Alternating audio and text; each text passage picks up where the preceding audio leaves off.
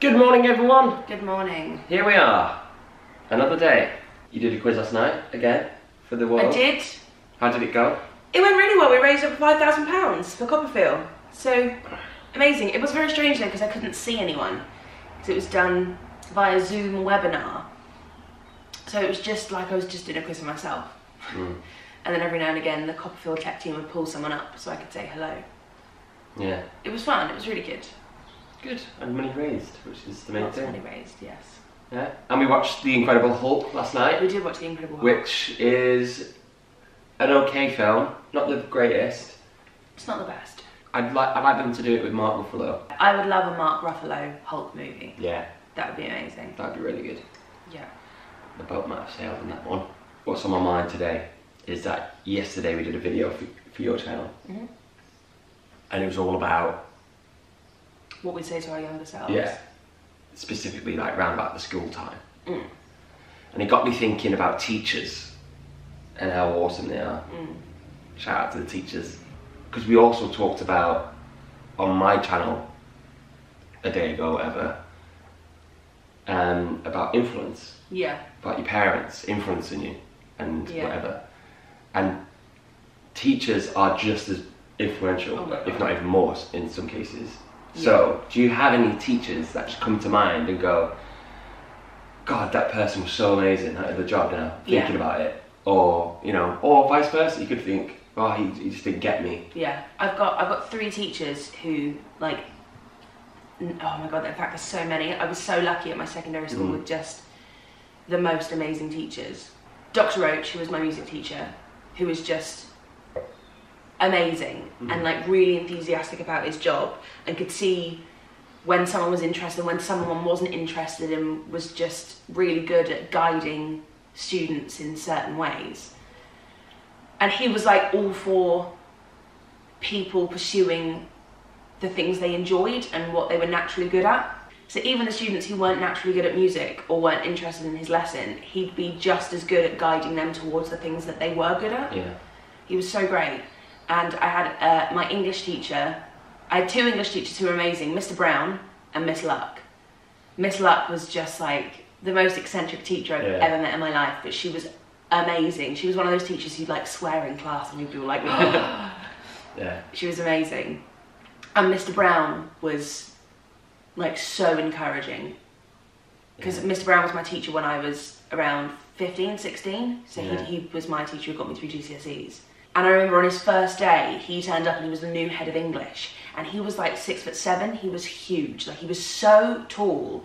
And we were all like, oh my God, like, he's terrifying. Like, please don't let me be in his class. Please don't let me be in his class. And he's reading out the class and he's like, Carrie, you'll be in my class. And I was like, oh no. And of course, because we were all sat alphabetically and I'm an F, I was in the front row, like literally in front of him. And I was like, oh my God, this is going to be the worst year ever. And the first thing he did was ducked into our classroom, picked up a box, and then as he stood up, he hit his head on the top shelf. So we had to take him to matron. We had to take him to matron, get him a glass of orange juice, and he had to walk around with an ice pack on his head for the rest of the day. And he was just he was like the big friendly giant. He was just the sweetest man ever. And he used to have a flannel on his desk because he used to get really hot and sweaty during classes. So he used to like mop his brow. So for the final, like, at the end of GCSEs, everyone gives their teachers who got them through GCSEs presents. Yeah. So I got him a really fancy, like striped blue and brown flannel for his desk. That is so sweet. He was just the nicest man, the nicest man. And my year 10, year 11 form tutor, Mr. Smith. He was from New Zealand, and he was just like really cool and like really laid back. And he's just the perfect person to have during GCSEs when everyone's like, oh my God, like stressy. He'd be like, hey, don't worry about it. It's all good. It's all good. It's all cool. And he was a maths teacher, and I didn't get on with my maths teacher at all. Like, she hated me because I was just really bad at maths. And I think she thought I just wasn't putting the effort in, and it wasn't. It was just I didn't understand. But because she was so like cross with me all the time for not understanding, I was then terrified to go to her to ask her for help. So I used to just be like, Mr. Smith, please help me, please. And so I'd come in at lunchtime or break times, and there was a group of us in this other teacher's class who were just so scared of her, who just didn't want to ask her for help. So we'd all have like extra maths lessons. Like he would give up his lunch breaks and give up his break time to help us with maths. He was amazing. And he taught me this saying, kia kaha, kia toa, kia manawanui. Which is what? Which means strong of, I think it's like strong of heart, strong of mind, something like that. Let me check. Be strong, be brave, be steadfast. Oh, nice. Yeah.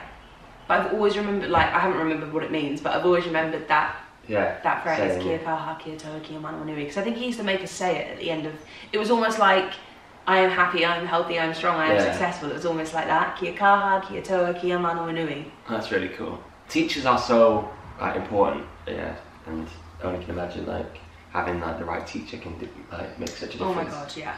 I think about my teachers, like, and it's weird because my first one I think of, if I'm doing like chronologically, is Mr. Duffy, which was my year 6 teacher. I only had him for 1 year. He was the guy who directed Joseph. Yeah, and he was amazing. Like, I think it's because being like a young boy, our head teacher was Mrs. Toppin, and she was just so different to That's such a good name. That's like a name out of a kid's book. Mrs. Toppin. Mrs. Toppin. I'm using that. And then Mr. Duffy came, and he was, I don't know, like, it's really weird. He was just like, I don't want to say like he was a man, but he sort of was, like, he liked rugby, you know, he just was not like a teacher, but was, obviously. And he just changed the school, just for the better, really. Mrs. Toppin was wonderful, but she was like very old school. Yeah. As you can imagine, that name, Mrs. Toppin. She was Yeah. very like, I don't know, just very old school. Yeah. And he just came in and just like changed the vibe of the place. And I just remember being like, as a young boy, seeing this like man do that was like really cool. And he was so supportive of me. Like, he thought I was going to play for England. Oh. He was like, you're going to play for England, I know it. Like, even rugby, because he got me playing rugby, and I was really good at it. And football, I was really good at football. But then I also then ended up being in his show. So he was amazing. I just wish I had like longer with him. Yeah. I only had 1 year.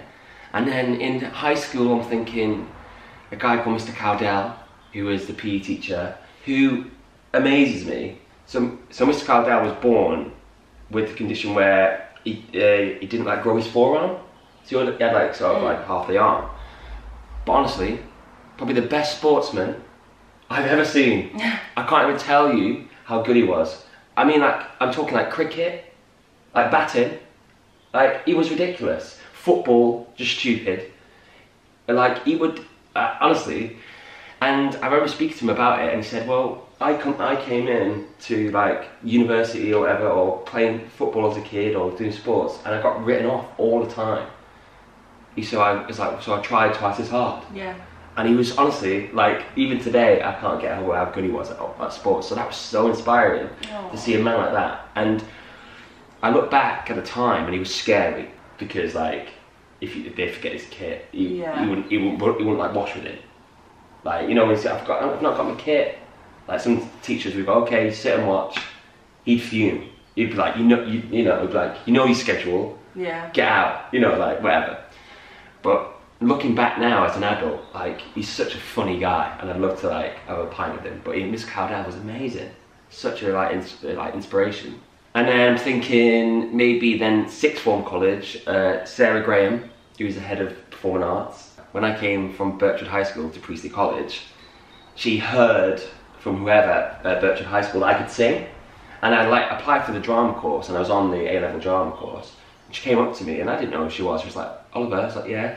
She was like, I heard that you can like sing, and don't you want to do performing arts as well as drama? And I'm like, nah. I was like, I'm not dancing. I hate dancing. Me as an 18-year-old, 17-year-old going, nah, I don't want to dance, and I don't know. I want to be an actor. I want to be Benedict Cumberbatch or whatever. And she was like, well, I think you should come and just audition. The audition's like, it was either that day or later on that day. I think it might have been that day. So I was like, well, what have I got to lose? So I went, like, sort of emo Ollie at the time, like, it's probably a top like this, like, jeans, like, black Converse, bit of an emo fringe. And I went in, sang a song, could not tell you what I sang. And then they were like, right, everyone, stay behind, everyone, and we're going to start the dance audition. I was like, what? in jeans and a top like this, and then I look around and everyone's obviously prepared. Yeah. Because they knew about it weeks prior. Yeah. I'm just at the back with like jeans, like can't even open my legs wide enough to do. No. Terrible dancer, really bad. But I got in. I got the job, and then I was like, nah, I don't want to do it, and I did do it. Flash forward a year, you all know the story now. I took like religion, philosophy, English lit, and all that sort of stuff. Got halfway through that year, my first year, and was like, oh man, I should have took performing arts. So then I went back and took it. But yeah, but Sarah Graham was amazing. She really like understood me, you know, like really, and she's so good as well. And then finally, I'm gonna say, shout out to Adam Douglas, who is the course director at Liverpool Theatre School. He's amazing. He's really, really fun. He gets me. We still keep in contact now.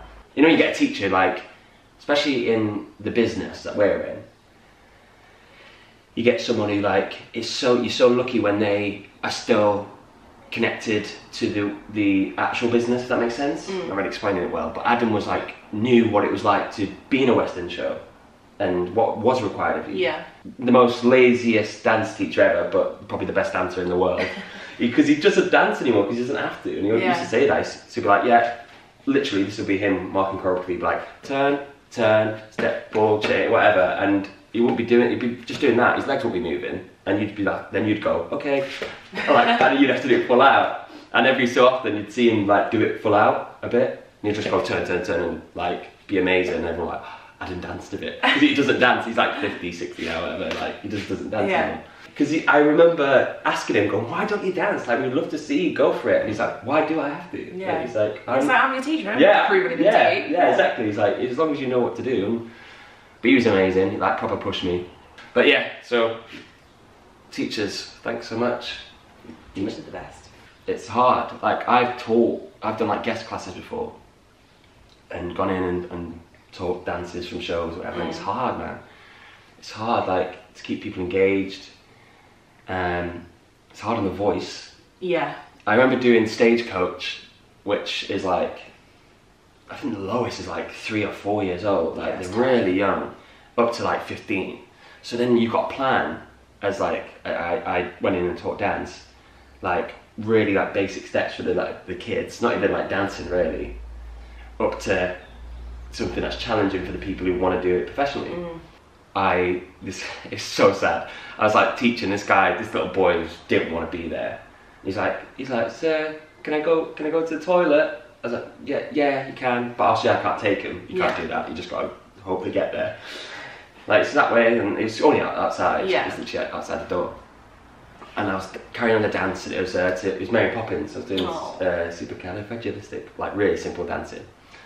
And I was like, where's that boy gone? I was like, right guys, just carry on. And I looked at the door, and he was just there, like really sad, looking out a window, like, because he obviously didn't want to go back into the dance. Oh. So whatever his name was, it was Callum. I was like, Callum.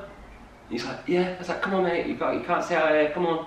He also just didn't want to be there. He didn't want to be there. He wanted to be a footballer, probably. I don't know. That's sweet. Yeah. But yeah, no story for you. I was asked if I would give someone a lesson the other day, and I've never taught anything in my life, but I did get the cogs in my head turning, like, what would I teach if I was a teacher? Acting through song is what I came up with. Yeah. Because I don't think I could ever give anyone like actual voice lessons, because you need to be qualified for that, surely. Yeah. You need to have some kind of form of qualification to teach someone how to sing. And it's hard if you can't play, like, well enough to like accompany. Yeah, oh my god, I'd be able to play chords up a scale, but there's no way I'd be able to play, like, someone give me sheet music and be like, nah, sorry mate, not a clue. Yeah, that's why a lot of people who go into like voices like to teach, they learn piano. I've been doing that panel proof thing, which is amazing if you haven't heard of it. It's this thing that my friend set up where it's 12 students in one day, have 6-minute slots, they all prepare a song to sing, and they'll come onto a Zoom call with 3 people who are professionals in the West End, and the 2 people who run it are also West End professionals. It's always like a mix. It's either, sometimes it's a director, sometimes it's actors, sometimes it's like MDs, choreographers, you know, it's always like, it's either people who would be on the panel, like directors, casting directors, MDs, choreographers, that kind of thing, or people who have been in an audition room facing a panel and know what's expected of them. and everyone gets a 6-minute slot to sing a song that they've prepared, and then they get feedback from those professionals. So it's trying to make you panel proof for the next time you go into auditions after lockdown. And I've always been terrified of doing things like that, but because it's like my mate who set it up, he was like, come and do it, and it was friends in the group with me that were doing it, and I was like, go on then, yeah. And I loved it, I really enjoyed it. I've always avoided stuff like that because I've always gone more like, how much is my experience actually worth? Like, do I actually have anything to teach anyone? Like, is that not, I don't know, arrogant of me to think that my experience is worth something to teach? I think with this, like, we lose track of what we've achieved and how I always think this. I look back and, you know, the stuff I've done, like, if I could tell myself 10 years ago, like I was 17, I was like, and the little things I've learned that I just know now, like, of the business and how, like, how an audition is run. 10 years ago, I wouldn't have had a single professional audition. And now I've had thousands. And like, even that, like, so I think the experience is more valuable than we give ourselves credit for, because we forget about it. We just forget, don't we? We're like, because that becomes life. Things that are now obvious to you aren't obvious to people who are starting out in the profession. It's crazy. But it's really lovely though. There was a guy in the first, because I've done 2 panel proofs now. There's a guy in the first one who's got like a really like classic voice, like it sounds like really old school, like My Fair Lady, Hello Dolly type voice. It's like really gorgeous, and I was like, oh my god, I would love to hear you sing On the Street Where You Live. And he came back the second week having prepared On the Street Where You Live, and I was like, oh my god, this is so sweet, this is amazing. Love that song. That's one of my go-to songs. I love that song as well. Right, everyone, thanks for popping by. Apologies for my terrible hair today. Look at that. Right, everyone, have a good day, be safe out there. Bye. Don't go changing, trying to please me. You never let me down before. Ooh. Don't know the next words. Something's hurt the way you are. See, I know the Shrek version. Which is? You never let me down before. Ooh, I made it through the wilderness. I'm pretty sure it goes to that. You know I made it through. Right. Bye.